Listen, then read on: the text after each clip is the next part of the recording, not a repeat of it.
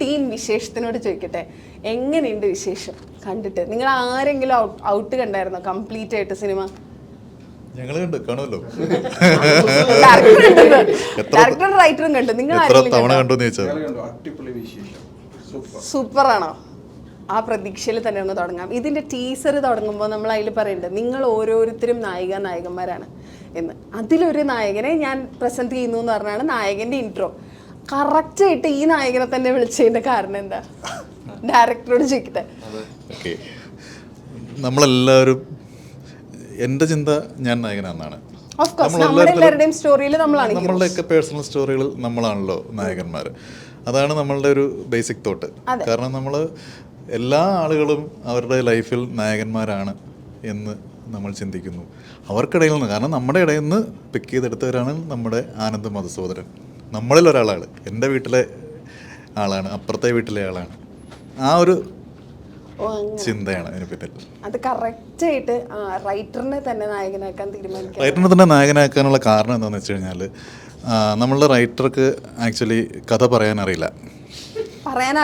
കഥ പറയുന്നതിൽ ഭയങ്കര വീക്കാണ്. കാരണം പുള്ളി പെർഫോം ചെയ്ത് കാണിക്കും. അതൊരു അരങ്ങാണ്. കഥ പറയാന്ന് പറഞ്ഞാൽ നമ്മൾ ഈ നാടകം കാണുന്ന ഇങ്ങനെ നമ്മൾ നോക്കിയിരുന്നു കഴിഞ്ഞാൽ നമുക്ക് സിനിമ കാണുന്ന ഫീലാണ്. അപ്പം ഞാനാണത് ഏറ്റവും കൂടുതൽ കേട്ടിരിക്കുന്നത്. കാരണം ഞങ്ങളൊരു 2 കൊല്ലമായിട്ട്, ഞങ്ങളൊരു 2 വർഷമായിട്ട് ഇത് കേട്ടുകൊണ്ടിരിക്കുകയാണ്. ആക്ച്വലി പറഞ്ഞാൽ 2 അല്ല, ഞാൻ കൃഷ്ണൻകുട്ടി പണി തുടങ്ങിയെന്ന് പറഞ്ഞ സിനിമ ചെയ്യുന്നതിന് മുമ്പ് ഞങ്ങളിത് ചെയ്യണമെന്ന് ആലോചിച്ചിരുന്ന സിനിമയാണ്.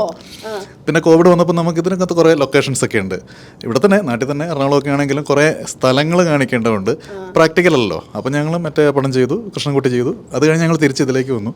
അപ്പോൾ അന്ന് തുടങ്ങിയ കഥ പറച്ചിലാണ്. അപ്പം ഞാനത് ഇങ്ങനെ ഡെയിലി കണ്ട് എൻ്റെ മനസ്സിൽ, അതെ, എൻ്റെ മനസ്സിൽ ആനന്ദങ്ങ് ലോക്കായി. കാരണം വല്ലാണ്ട് ലോക്കായി പോയി. അപ്പോൾ എനിക്ക് അവിടെ വേറൊരാളെ നമ്മൾ ചിന്തിക്കുമ്പോൾ നമുക്ക് പ്ലേസ് ചെയ്യാൻ പറ്റുന്നില്ല. പിന്നെ തന്നെയല്ല, അതിൻ്റെ പിന്നിൽ വേറൊരു കാര്യമാണ്. നമുക്ക് ഈ സിനിമ ഭയങ്കര സിമ്പിളായിരിക്കണം, ഫ്രഷായിട്ട് എന്തെങ്കിലും പ്രേക്ഷകന് കൊടുക്കുന്നതായിരിക്കണമെന്നൊരു ആഗ്രഹം ഉണ്ടായിരുന്നു.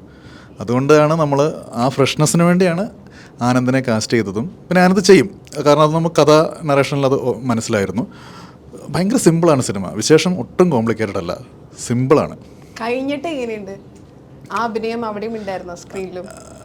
സ്ക്രീനിൽ ആനന്ദ് അഭിനയിച്ചിട്ടില്ല. സ്ക്രീനിൽ ആനന്ദ് ബിഹേവ് ചെയ്യുമായിരുന്നു, ജീവിക്കുകയായിരുന്നു ആക്ച്വലി. കാരണം നമ്മൾ ആനന്ദിനോട് അഭിനയിക്കുക എന്നുള്ളതല്ല നമ്മൾ ചെയ്ത് ആ ഒരു പരിപാടിയാണ്. കാരണം ആരും ഇതിനകത്ത് ഇപ്പോൾ ഷൈൻ ചേച്ചി ആണെങ്കിലും കുഞ്ഞികൃഷ്ണ മാഷാണെങ്കിലും ബൈജു ചേട്ടനാണെങ്കിലും ചിന്നു ആണെങ്കിലും ആരും അഭിനയിച്ചിട്ടില്ല എന്ന് ഞാൻ പറയും. എല്ലാവരും ഭയങ്കര നാച്ചുറലായിട്ട്, കാരണം ഞങ്ങൾ ഷൂട്ട് ചെയ്ത് ഞങ്ങളുടെ ഒരു വിശേഷം ഫാമിലി, ആ ബോണ്ടിങ് നന്നായി വന്നു. അപ്പോൾ എല്ലാവരും ഭയങ്കര കൂളായിട്ട് പെരുമാറി. നന്നായി ഉണ്ടായിരുന്നു മൊത്തത്തിൽ.